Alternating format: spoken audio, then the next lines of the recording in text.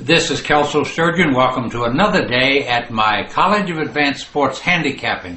Once again, we have a strong session here. You're going to need a pen and pencil, a piece of paper, and take some notes that I hope will help you to cash a ticket on a football winner this week. Let's do a little business before we get into the meat of the program, and we're going to discuss the book Moneyball and the movie Moneyball and its application to sports betting and football betting in particular. First of all, this report is for Thursday and Friday. We're going to a little bit of a new format this week in that we will have fresh reports on Saturday morning, Sunday morning, and Monday morning, and with each of those reports running down the important facts of the day and offer a little insight into betting the Saturday, Sunday, and Monday games. So once again, the new format, the first video of the week is going up on Thursday for Thursday and Friday. Then we'll come back on Saturday morning with a new video, Sunday morning with a new video, and Monday morning with a new video, obviously the latter with emphasis on the Monday night game. Now, we've got another big week planned here, and let's just run it down. Thursday night, tonight, a 25-unit play on one of two nationally televised games. You've got Rice at Houston and Miami at Virginia. One of those games I'm going to use tonight, released as a 25-unit play. Friday night, a 10-unit bankroll builder on the BYU at TCU game. And then on Saturday, a little something special with something special added. On Saturday, I'm releasing my 100-unit college football game of the month, and I'm throwing into that same package, absolutely free, the LSU at Alabama game, a game that may well be the game of the century. We'll wait and see. So once again on Saturday, a 100-unit college football game of the month, plus a free bonus play on LSU at Alabama.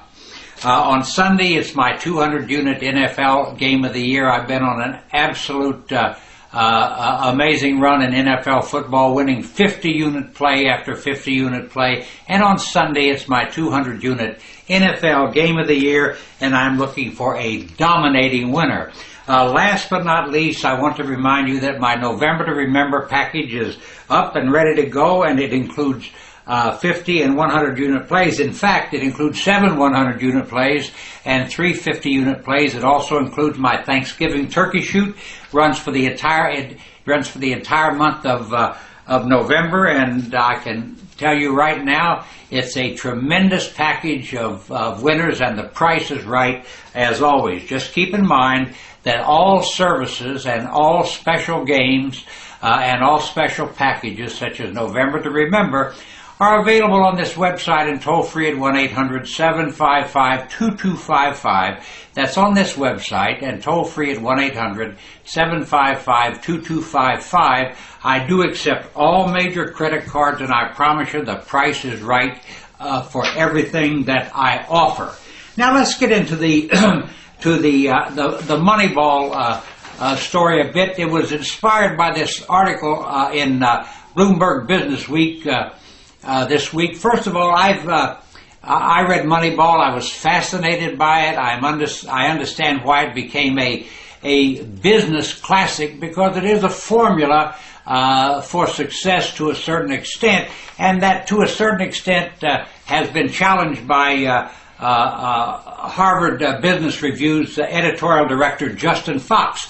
And I want to give him credit because he really offered tremendous insight into the Moneyball paradigm that's kind of sweeping the business world today. In fact, it's the first thing I ever read by anybody from the Harvard Business Review that, number one, was coherent, and number two, made any sense, and number three, had any application to reality.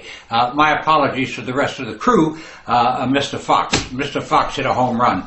Now, you know, the one thing, if you've read Moneyball or seen the movie, I haven't seen the movie, so I don't know how close it goes to the book, but if you read the book Moneyball, it's about Oakland A's general manager, Billy Beane, a former baseball phenom who never quite lived up to expectations.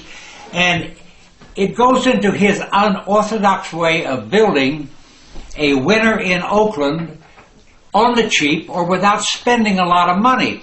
And the one thing that Mr. Fox points out is that his ideas were great. They were original, and that there was tremendous value in them when they began. But at a point in time, they lost their value. The formula ran out of gas because everybody else started using it too. So everybody was going after the same things in the same market, and it ruined what Bean wanted to do. And the Oakland A's have not been so successful since everybody got on board.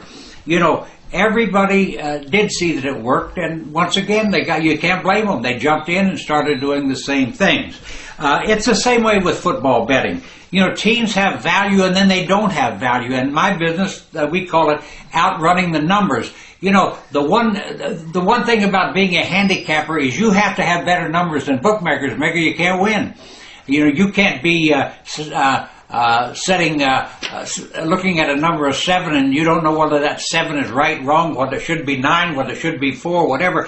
So we try to outrun the numbers. We try to have better values and a more accurate analysis of the numerical value of every single football team on which we wager 120 in the colleges, 32 in the NFL. Now, at some point in the season, a team that had value, was overrated or underrated, will lose that value because bookmakers who were either in denial or sound asleep or just simply lazy and careless figure out, wow, we better upgrade or downgrade this number. We're getting buried. There's smart bettors out there that are shooting this down as a weak number every week, and they're winning.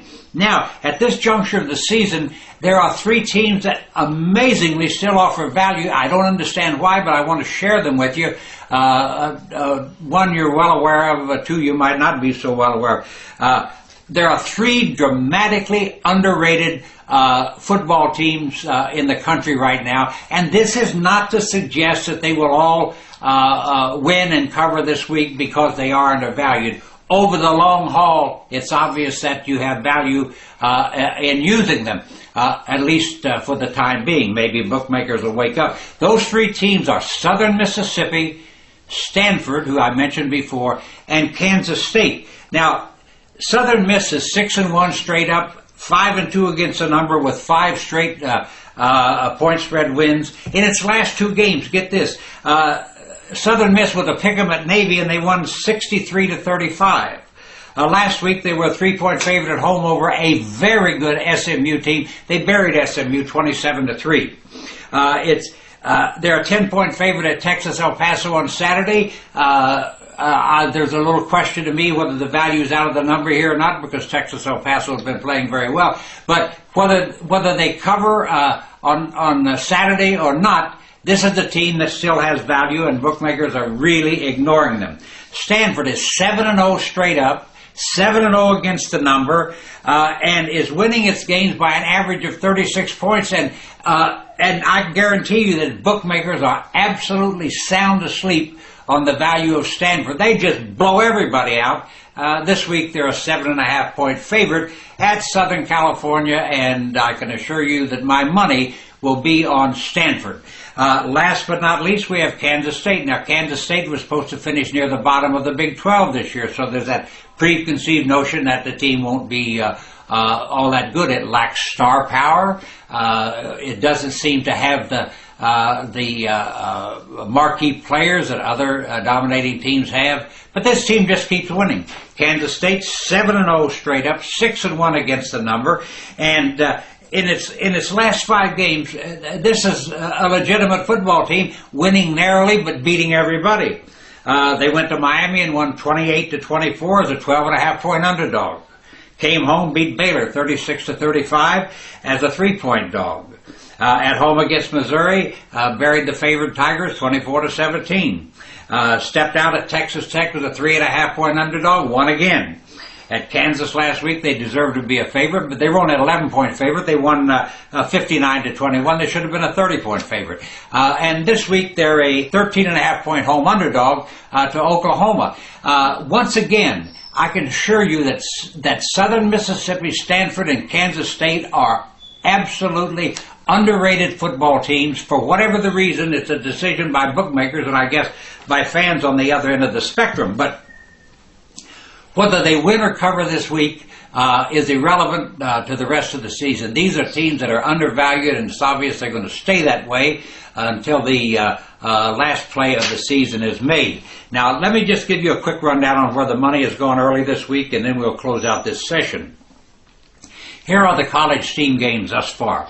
The money has come in on TC over BYU, Buffalo plus the points over Miami of Ohio, Arizona plus the points over Washington, Auburn minus the points over Mississippi, Kent State plus the points over Bowling Green, Akron plus the points over Central Michigan, Georgia Tech plus the points over Clemson, Oregon minus the points over Washington State, and last but not least, UCLA plus the points over California.